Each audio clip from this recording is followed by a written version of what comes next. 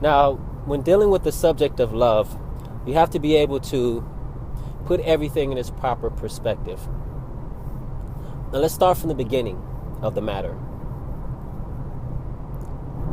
When you take a human being and a baby or that human being is born into the world, right?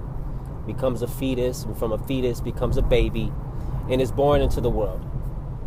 The thing that human being or that baby wants the most of, out of all the things that baby could possibly want, is human attention. Okay?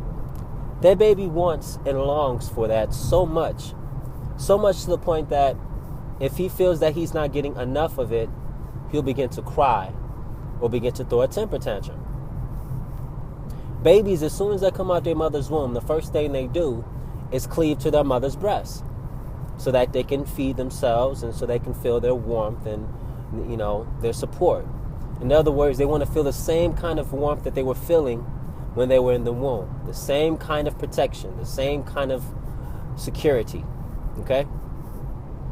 Now, that mentality of a baby all the way through these 7 levels of development up to the point to where that human being becomes a full-grown, fully developed adult, carries that same mentality throughout his entire life. Because what happens is there's a graduation process, you see. At first, when the baby wanted attention, it would cry and throw a temper tantrum. But then when that baby becomes a child and doesn't get his way, he'll still throw a temper tantrum, but he may not cry as much. And then that child grows into a point to where he has this ideal of self. It starts to feel, okay, I don't just want attention from my mommy and daddy, but I also want attention from my peers, the other kids that are just like me. If I'm at school, I want to be the center of attention. You see, in other words, as that child grows through the 7 levels of development, he carries within him that same mentality, that same want for attention and adoration throughout his entire life, literally. So the main question that one will have to ask themselves is, what spawned this sensation of wanting so much attention? What spun within the mind of that human being the desire to want so much affection and so much adoration and so much esteem? You see, what spawned that in the mind of the human? Okay? And to answer that question, you will have to go back further before the child was born. You have to go back into the earth. The earth and everything that there is in it comes from love. The very fact that we exist within this round sphere that we call an earth, and the mere fact that we're able to carry on our existence without a care in the world, eat whatever we want, walk and talk and do all the things that we want to do, share the same liberties our peers share, and maybe some more.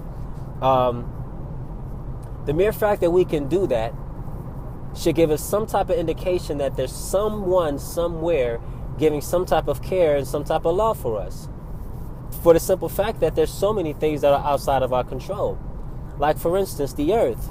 The mere fact that the sun is able to shine its beautiful sunshine on this earth every single day without ceasing is love.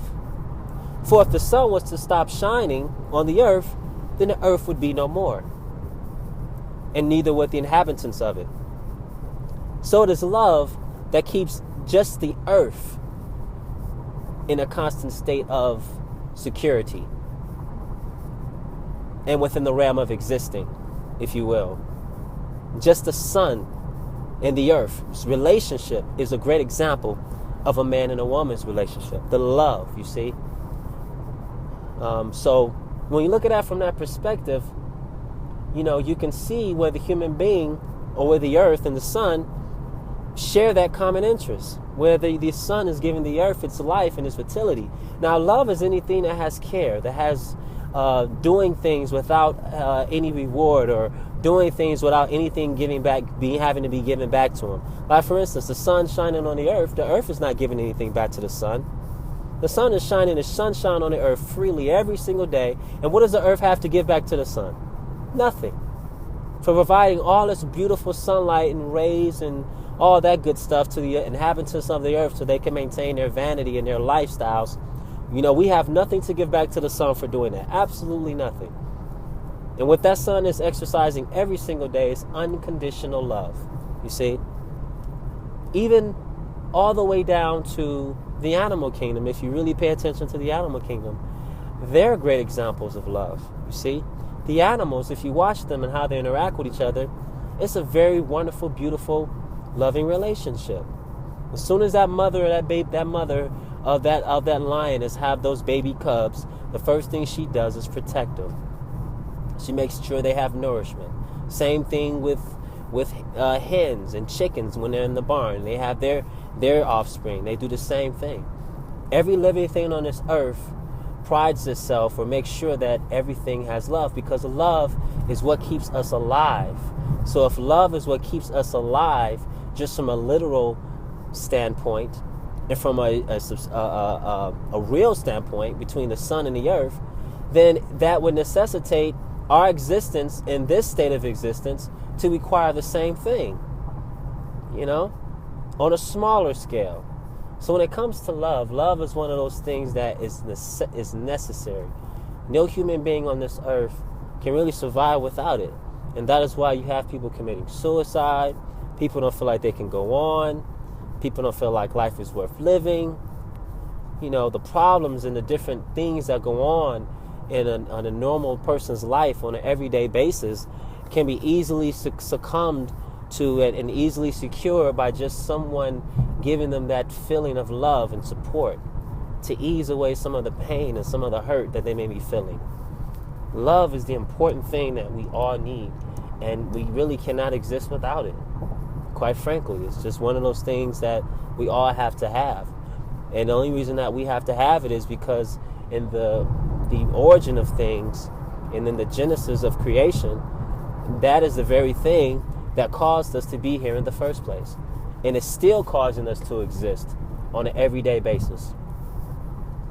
So love is everything, man. Love is the trees. Love is the water. Love is the child playing in the front yard. Love is everything. Why do you think lonely people that don't have loved ones they can come home to, the first thing they want to go get is some type of animal like a dog or a cat or even a goldfish, something to love them. Animals, they have this innate desire to just love you with unconditionally. You get a puppy and you see how a puppy acts towards a human being. It's phenomenal. That puppy is so playful and loving, and it'll come and lick your face and lick your leg and show you how much he loves you. How does the animal know to just automatically love? It knows to automatically love because of the origin that it comes from, the earth. The earth is loving him. The earth is what's giving it or him its vitality and its sustenances and its love and its support. So therefore, the dog has no other choice or no other recourse but to reciprocate that same action and give it back to everything else that is on the earth. You see? So love is one of those basic things that life needs. It is the basic element of life. It's very elementary.